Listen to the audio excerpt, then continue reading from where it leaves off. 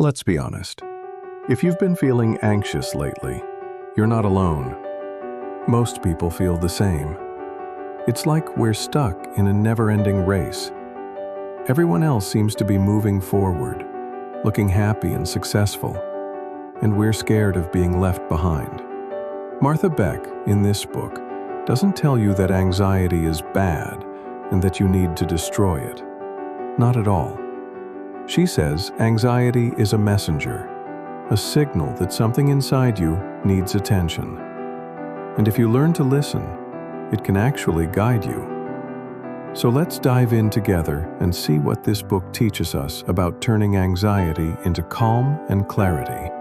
First things first, anxiety is not some evil enemy.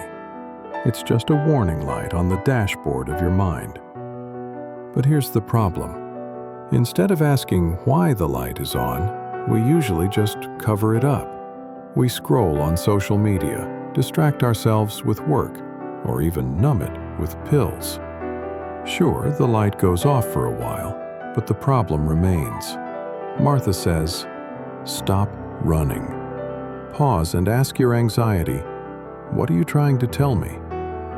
Maybe you're scared of something. Maybe you're pushing yourself too hard. Maybe you're ignoring your real needs. Once you see anxiety as a guide instead of an enemy, you start to feel lighter. Goal of this chapter? Don't silence anxiety. Decode its message. Let's be real. When we're anxious, the first thing that goes out of control is our breathing. Fast, shallow, uneven.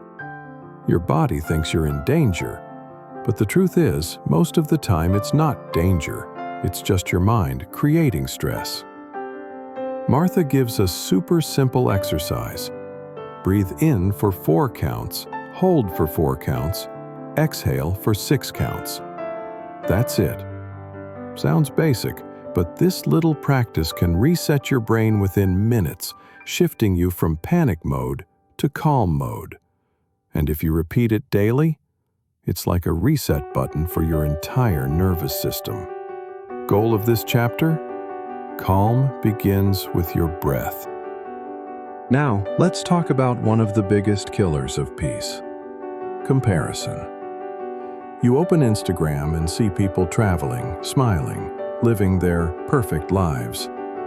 Then you look at yourself and think, why not me? Martha says something powerful. You're comparing your real life to someone else's edited highlights. Nobody is always happy. Nobody's life is flawless. Everyone struggles, but they don't post that part.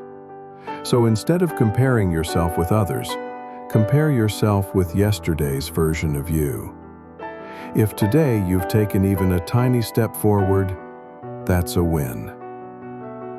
Goal of this chapter: stop comparing, start living. Here's the truth. A lot of anxiety comes from not knowing why you're even doing what you're doing.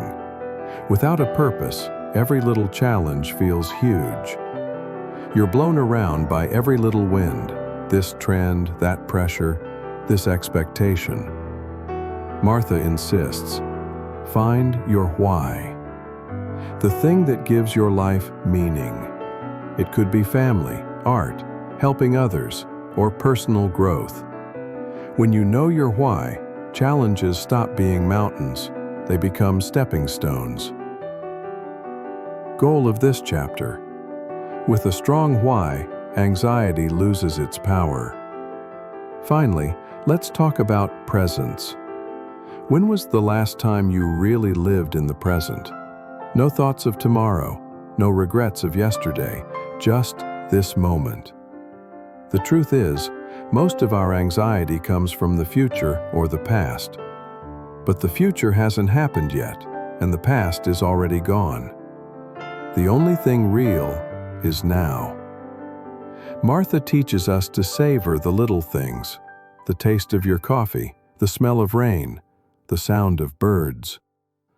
The more you ground yourself in these tiny moments, the less room anxiety has to take over. That's what real peace feels like, being fully here, right now.